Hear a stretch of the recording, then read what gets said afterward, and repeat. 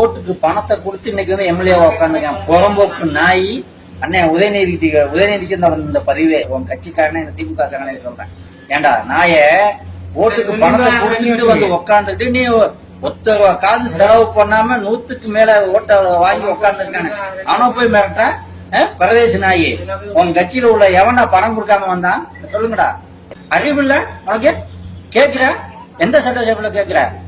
அங்க பெரும்பான்மையை கிழிச்சணும் அந்த வாயில சொல்றேன் நான். அறிவு இல்லையா அவனுக்கு? ஒத்த காசே செலவு பண்ண வந்து உக்காந்துருக்கான்டா. அவனை போய் கேட்கிற நீ உடனே வெளிநடப்பு செய்யற. உனக்கு கொஞ்சமாவது முண்டையில மூளையில எவனுக்கு சொல்லி கொடுத்து செய்யறியா? பணத்தை கொடுத்து திமுக காரன் போய் காலில் விழுந்து பணத்தை கொடுத்து ஓட்டு கேட்டான். அப்படியும் மக்கள் ஓட்டு போடல. ரைட்டா? அதை விட்டு போட்டு இன்னைக்கு அவனை போய் வந்து உக்காந்துருக்கான். அவரை போய் நோண்டி பாக்குறேன்.